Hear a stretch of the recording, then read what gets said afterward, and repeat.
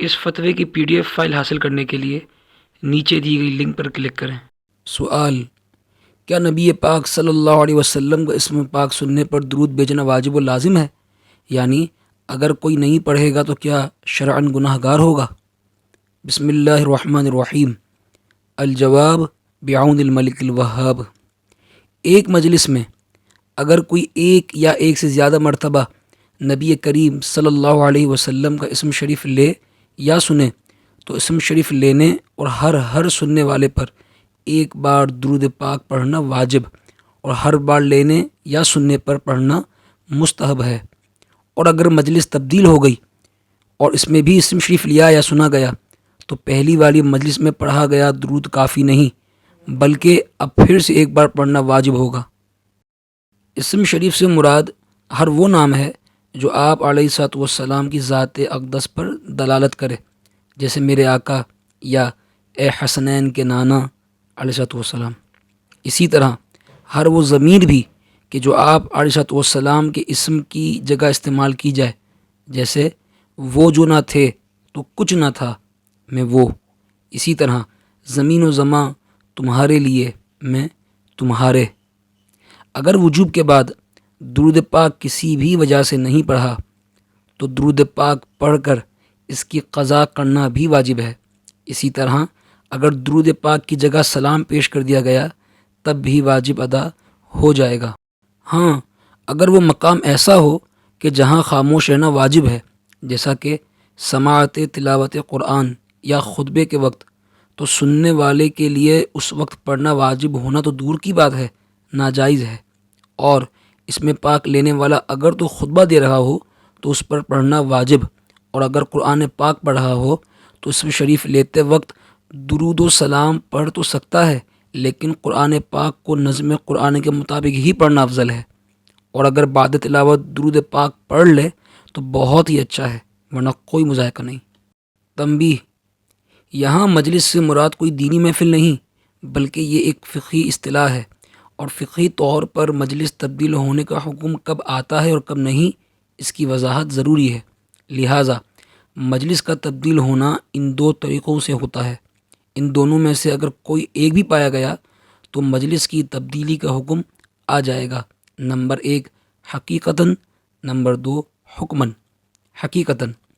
حقیقتاً مجلس کے تبدیل ہونے کا حکم تب آتا ہے کہ جب وہ چیز جو وہاں پہلے سے چل رہی ہو یا ہو رہی ہو، بندہ اس سے 3 قدم چل کر دور چلا جائے، اگرچہ اس سے اس کی نیت اعراض کی نہ بھی ہو، الا یہ کہ اس جگہ کو فقہائے کرام حکماً ایک ہی مکان مانتے ہوں، جیسے مسجد اور کمرہ وغیرہ۔ مثلاً کسی کمرے میں ہمارے پیارے آقا علیہ الصلوۃ والسلام کا اسم مبارک لیا گیا اور بندے نے درود پاک پڑھ لیا۔ اب اگر وہ کسی کام سے 3 قدم چل کر دور چلا جائے لیکن کمرے سے باہر نہ نکلے تو مجلس تبدیل نہ ہوئی، لیکن اگر وہ دوسرے کمرے میں چلا گیا اور اس کے واپس آنے پر پھر سے اسم مبارک لیا جائے تو اب پھر سے اس پر ایک بار درود پڑھنا واجب ہوگا،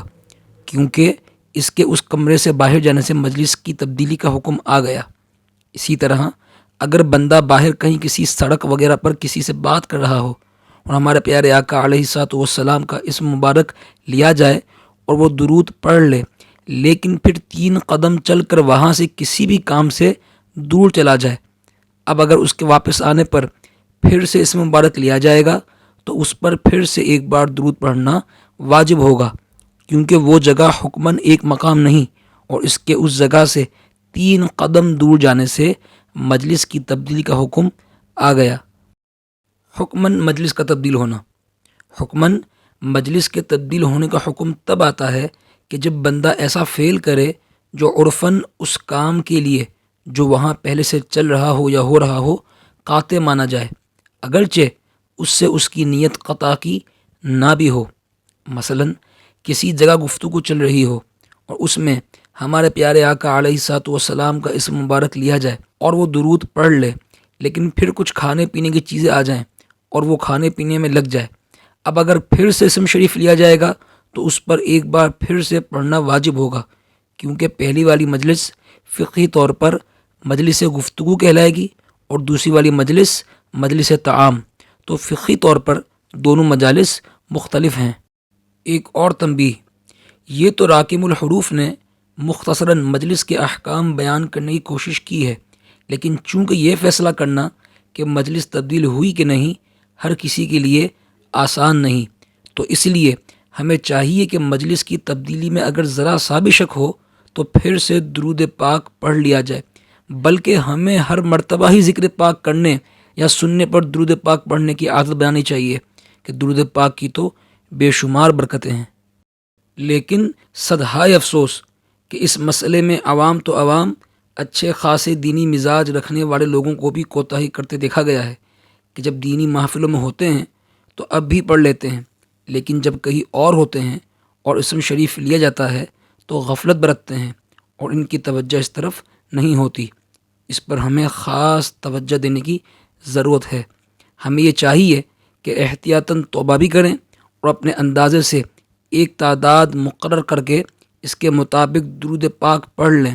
تاکہ اگر ماضی میں ہم سے بھی اس معاملے میں کوتاہی ہو گئی ہو تو اس کی قضا ہو جائے، کیونکہ احادیث مبارکہ میں جو اس پر وعیدیں وارد ہوئی ہیں وہ بہت ہی دل دہلا دینے والی ہیں۔ اب جو حکم شرع بیان کر دیا گیا، اس کی کچھ مزید تفصیل اور دلائل ذکر کیے جائیں گے، تو جو مزید تفصیل اور دلائل جاننا چاہتا ہو وہ اس ویڈیو کو آخر تک دیکھے۔ اس حکم کے ترک کرنے والوں کے بارے میں کئی دل دہلا دینے والی وعیدیں روایتوں میں موجود ہیں، لیکن طوالت کے خوف کی وجہ سے یہاں ایک روایت پر ہی اکتفا کیا جا رہا ہے، لہٰذا شعب الایمان، الترغیب و ترہیب المنذری، المعجم الکبیر اور المستدرک الحاکم میں ہے کہ جس کی عبارت یہ نقل کی جا رہی ہے۔ ترجمہ: رسول اللہ صلی اللہ علیہ وسلم نے فرمایا، تم سب ممبر کے پاس حاضر ہو جاؤ، تو ہم حاضر ہو گئے۔ پھر جیسے ہی آپ علیہ السلام ممبر کے پہلے زینے پر تشریف لے گئے تو فرمایا آمین۔ پھر جب دوسرے زینے پر تشریف لے گئے تو پھر سے فرمایا آمین۔ اسی طرح جب تیسرے زینے پر تشریف لے گئے تو ایک بار پھر فرمایا آمین۔ پھر جب آپ علیہ السلام نیچے تشریف لائے تو ہم نے عرض کی، یا رسول اللہ صلی اللہ علیہ وسلم، ہم نے آج آپ سے ایک ایسی چیز سنی جو ہم پہلے نہیں سنا کرتے تھے۔ تو اس پر رسول اللہ صلی اللہ علیہ وسلم نے فرمایا، جبرائیل علیہ السلام میرے پاس حاضر ہوئے اور کہا، ہلاکت ہو اس شخص کے لیے کہ جس نے رمضان پایا اور اس کی مغفرت نہ ہوئی، جس پر میں نے کہا آمین۔ پھر جب میں دوسرے زینے پر چڑھا تو جبرائیل نے کہا، ہلاکت ہو اس شخص کے لیے کہ جس کے پاس آپ صلی اللہ علیہ وسلم کا ذکر کیا جائے اور وہ آپ پر درود نہ بھیجے، جس پر میں نے کہا آمین۔ پھر جب میں تیسرے زینے پر چڑھا تو جبرائیل نے کہا، ہلاکت ہو اس شخص کے لیے کہ جس کے والدین یا ان میں سے کوئی ایک اس کے پاس بڑھاپے کو پہنچ جائے اور وہ ان کی خدمت کر کے جنت حاصل نہ کر سکے، جس پر میں نے کہا آمین۔ رد المحتار، فتاوی قاضی خان، فتاوی تتار خانیہ اور فتاوی ہندیہ میں ہے کہ جس کی عبارت یہاں نقل کی جا رہی ہے۔ ترجمہ: اگر کوئی نبی علیہ السلام کا اسم شریف سنے تو اس پر یہ واجب ہے کہ وہ آپ علیہ السلام پر درود بھیجے، اور اگر وہ ایک مجلس میں متعدد مرتبہ سنے تو اس میں اختلاف ہے۔ بعض نے کہا کہ اس پر ایک مرتبہ ہی پڑھنا واجب ہے، اسی طرح فتویٰ قاضی خان میں ہے اور اسی پر فتویٰ ہے۔ اسی طرح بہار شریعت اور فتویٰ رضویہ میں ہے کہ جس کی عبارت یہاں نقل کی جا رہی ہے۔ نام پاک حضور پر نور سید دو عالم صلی اللہ تعالی علیہ وسلم مختلف جلسوں میں جتنی بار لے یا سنے، ہر بار درود شریف پڑھنا واجب ہے۔ اگر نہ پڑھے گا گناہ گار ہوگا اور سخت وعیدوں میں گرفتار۔ ہاں، اس میں اختلاف ہے کہ اگر ایک ہی جلسے میں چند بار نام پاک لیا یا سنا تو ہر بار واجب ہے یا ایک بار کافی اور ہر بار مستحب ہے۔ بہت علماء قول اول کی طرف گئے ہیں، ان کے نزدیک ایک جلسے میں 1000 بار کلمہ شریف پڑھے تو ہر بار درود شریف بھی پڑھتا جائے، اگر ایک بار بھی چھوڑا گناہ گار ہوا۔ دیگر علماء نے بنظر آسانی امت قول دوم اختیار کیا، ان کے نزدیک ایک جلسے میں ایک بار درود ادائے واجب کے لیے کفایت کرے گا، زیادہ کے ترک سے گناہ گار نہ ہوگا، مگر ثواب عظیم و فضل جسیم سے بے شک محروم رہا۔ کافی و کنیہ وغیرہما میں اسی قول کی تصحیح کی۔ بہرحال مناسب یہی ہے کہ ہر بار صلی اللہ تعالی علیہ وسلم کہتا جائے کہ ایسی چیز جس کے کرنے میں بالاتفاق بڑی بڑی رحمتیں، برکتیں اور نہ کرنے میں بلا شبہ بڑے فضل سے محرومی اور ایک مذہب قوی پر گناہ و معصیت، عاقل کا کام نہیں کہ اسے ترک کرے۔ اسی طرح امام اہل سنت سیدی اعلی حضرت رحمہ اللہ جد الممتار میں ترغیباً ارشاد فرماتے ہیں، ترجمہ: میں احمد رضا یہ کہتا ہوں کہ اگر مناسب ہو تو ایک مجلس میں متعدد بار اسم شریف لینے یا سننے پر ایک بار درود پڑھنا ادائے واجب کے لیے کفایت کرے گا۔ اس قول پر ہی فتویٰ ہونا چاہیے، اور جہاں تک میرا تعلق ہے تو میں نے خود پر ظاہر حدیث پر عمل کرتے ہوئے ہر بار آپ علیہ الصلوۃ والسلام کا ذکر کیے جانے پر درود پاک پڑھنے کو لازم کیا ہے۔ اسم شریف سے مراد ہر وہ نام ہے جو آپ علیہ الصلوۃ والسلام کی ذات اقدس پر دلالت کرے، لہٰذا حاشیہ تحتوی علی الدر المختار میں ہے، ترجمہ: چاہے آپ علیہ الصلوۃ والسلام کا ذکر آپ کے اسم ظاہری کے ساتھ کیا جائے یا اسم ضمیر یعنی جو نام کی جگہ استعمال ہو اس کے ساتھ، دونوں برابر ہے۔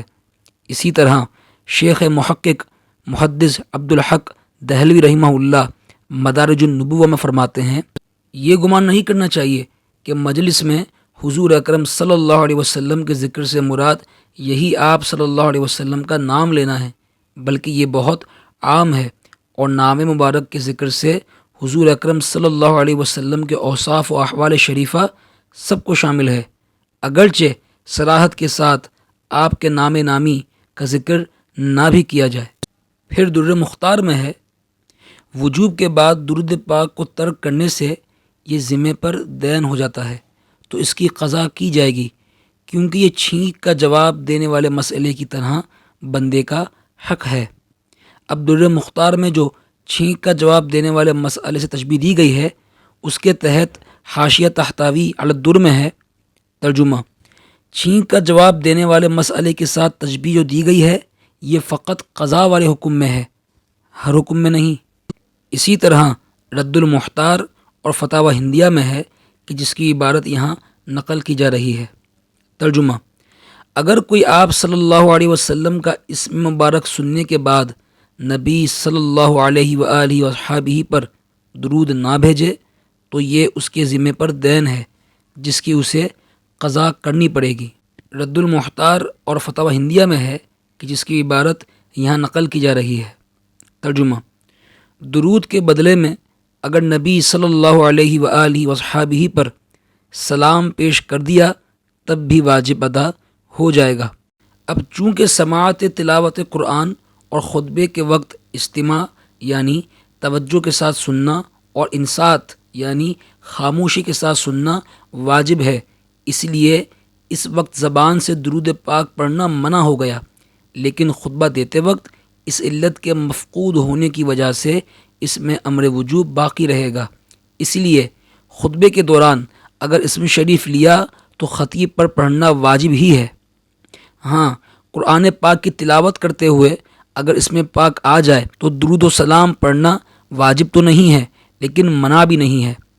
اس وقت اس کے لیے نہ پڑھنا افضل اور فراغت کے بعد پڑھ لینا بہت ہی اچھا ہے، اور اگر نہیں بھی پڑھا تو کوئی مذائقہ نہیں۔ لہٰذا رد المحتار اور فتاوی ہندیہ میں ہے کہ جس کی عبارت یہاں نقل کی جا رہی ہے، ترجمہ: اور خطبہ سننے کے دوران نبی علیہ الصلوۃ والسلام پر درود پڑھنا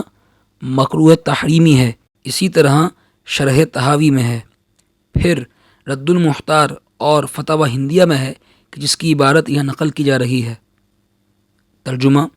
اگر تلاوت قرآن پاک کرتے ہوئے اس نے نبی صلی اللہ علیہ وآلہ وصحبہ کا اسم شریف سنا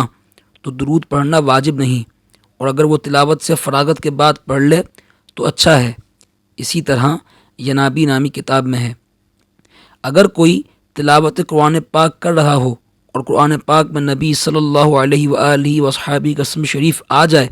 تو اس وقت قرآن پاک کو اس کی تالیف و نظم کے مطابق یعنی بغیر درود پاک کے پڑھنا نبی صلی اللہ علیہ وآلہ وصحابہ پر درود پڑھنے سے افضل ہے۔ ہاں، اگر وہ فارغ ہو کر پڑھ لے تو افضل ہے، اور اگر نہیں بھی پڑھے تو کوئی مذائقہ نہیں۔ مجلس کی بحث بدائع الثناء المبسوط للسرخسی، البحر الرائق